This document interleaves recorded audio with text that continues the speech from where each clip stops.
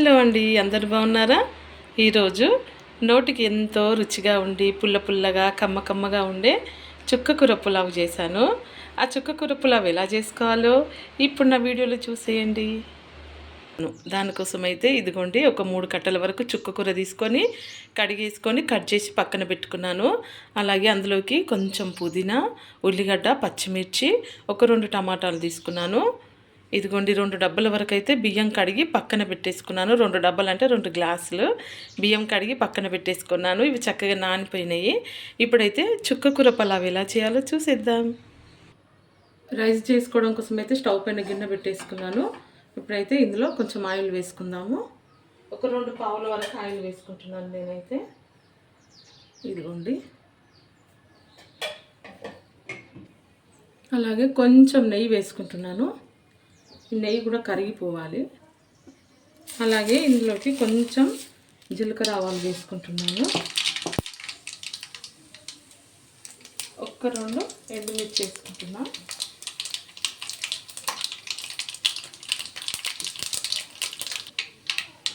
అలాగే కట్ చేసుకున్న ఉల్లిగడ్డ, పచ్చిమిర్చి వేసుకున్నాను.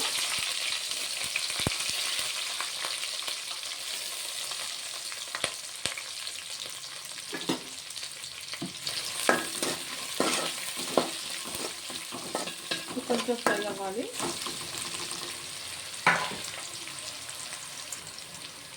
ఇప్పుడు ఇందులో కొంచెం పుదీనా వేసుకుంటున్నాను. పుదీనా అయితే కట్ చేయలేదు, అలాగే వేసుకుంటున్నాను పెద్ద పెద్దగానే.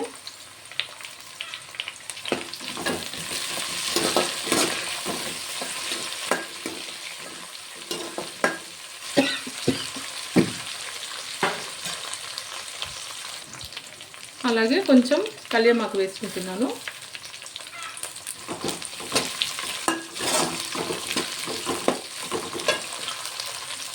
ఇప్పుడు ఇందులోకి కొంచెం అల్లం వెల్లుల్లి పేస్ట్ వేసుకుందాం. చాలా బాగుంటుంది చుక్కకూర పులావ్ అయితే. ఇదిగోండి, కొంచెం అల్లం వెల్లుల్లి పేస్ట్ వేసుకుంటున్నాం.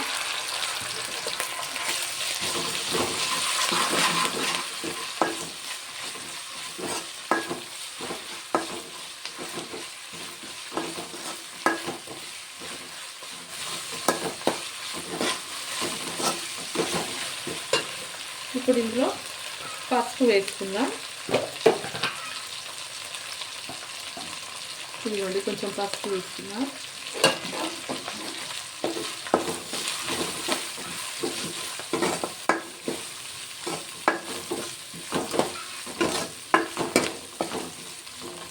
ఇదంతా చక్కగా ఫ్రై అయిపోతుంది. ఇప్పుడు ఇందులో కట్ చేసుకున్న చుక్కకూర కూడా వేసుకుంటాను. ఫస్ట్ టమాటాలు వేస్తాం. కొంచెం టమాటాలు మెత్తగా అయిపోయినాక అప్పుడు చుక్కకూర వేస్తాను. ఒక 2 టమాటాలు తీసుకున్నాను. ఎందుకంటే ఇది చుక్కకూర కొంచెం చిన్న కట్టలు, చిన్న ఆకులు. ఇది కొంచెం బాగా ముదిరిపోయిన చుక్కకూర అయితే టమాటాలు వేసుకోవాల్సిన అవసరం లేదు. ఇది కొంచెం చిన్న చిన్న ఆకులు లేతుంది కాబట్టి ఎక్కువ పులుపు ఉండదు. అందుకోసమే ఒక 2 టమాటాలు అట్లా వేస్తున్నా. ఇప్పుడు టమాటాలు కొంచెం మెత్తగా అవ్వడం కోసం ఫస్ట్ కొంచెం అయితే ఉప్పు వేసుకుందాం. ఇదిగోండి, కొంచెం ఉప్పు వేసుకుంటే టమాటాలు కొంచెం మెత్తమైంది.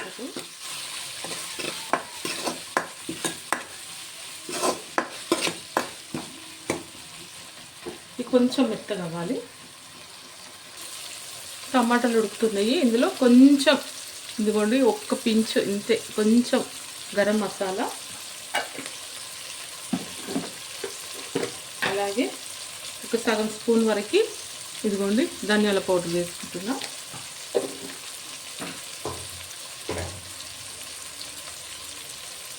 వేసుకొని దానికి ఒకసారి కలిపేసుకుందాం.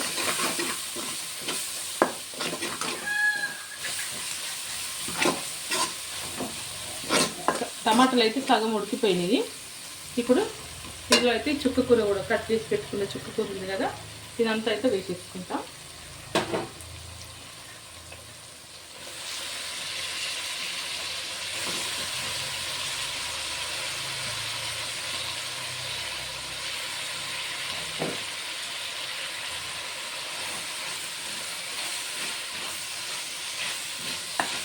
చుక్కకూర తొందరగానే మగ్గిపోద్ది.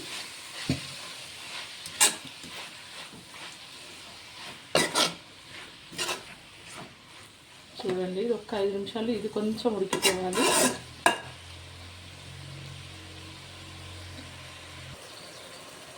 ఇప్పుడు ఇందులోనైతే కారం వేసుకుంటున్నాను. ఒక స్పూను, ఇంకొక సగం కొంచెం అట్లా వేసుకుంటున్నా. కొంచెం కారం ఎక్కువ పడుతుంది ఎందుకంటే చుక్కకూర పుల్లగా ఉంటుంది కదా.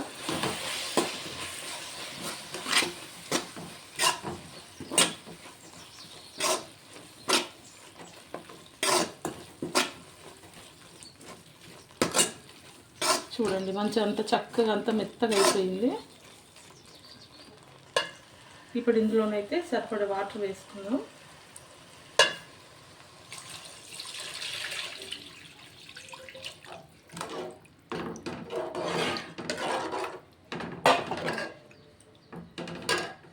అలాగే ఉప్పు కూడా ఇందాక కొంచెం వేసుకున్నా. ఇప్పుడైతే ఇంకొక 1 స్పూన్ వరకు ఉప్పు వేసుకుంటున్నా. ఇదిగోండి ఇదంతా చక్కగా కలిపేసుకొని మంచిగా ఎసరు వచ్చేంత వరకు పెట్టేస్తాను.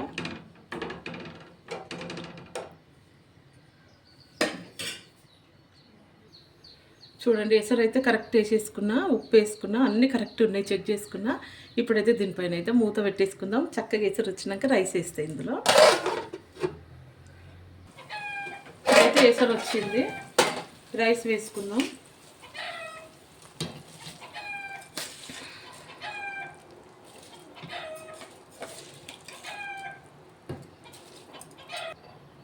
ఇదిగోండి రైస్ అయితే మొత్తం వేసుకుని అయితే అంత ఒకసారి కలిపేసుకుందాం. ఇదిగోండి ఇప్పుడు ఇది ఒక 10 నిమిషాల వరకు మూత పెట్టేస్తా. ఇప్పుడైతే రైస్ చూద్దాం. అన్నం అయితే కొంచెం దగ్గరికి అయిపోయింది. ఒకసారి కలిపేస్తున్నా. ఇలా పులావ్ అయితే కొంచెం మెత్తగా ఉంటేనే నాకైతే నచ్చుతుంది. ఎందుకంటే ఇది చల్లారిపోయినాక బాగా గట్టిగా పొడి పొడి అయిపోతుంది అన్నము. అందుకోసమే కొంచెం లూజే ఉండాలి. ఇదిగోండి మంచిగా దగ్గరికి అయిపోయింది. ఇప్పుడు ఇదైతే ఇంకా కొంచెం సిమ్లో పెట్టేసుకొని దమ్ముకు పెట్టేసుకుంటాం ఒక 5 నిమిషాల వరకు. ఫైనల్గా అయితే చుక్కకూర రైస్ అయితే రెడీ అయిపోయింది. చుక్కకూర పులావ్ రెడీ అయిపోయింది. ఇప్పుడైతే స్టవ్ ఆఫ్ చేసుకున్నా. ఇప్పుడు ఈ రైస్ అయితే ఒక ప్లేట్లో సర్వ్ చేసుకొని చూపిస్తాం మీకు. ఇదిగోండి మొత్తానికైతే పుల్లగా కమ్మగా ఉండే చుక్కకూర పులావ్ అయితే రెడీ అయిపోయింది. ఈ చుక్కకూర పులావ్ వీడియో మీకు నచ్చినట్లయితే లైక్, షేర్, సబ్స్క్రైబ్. ఓకే అండి, బాయ్.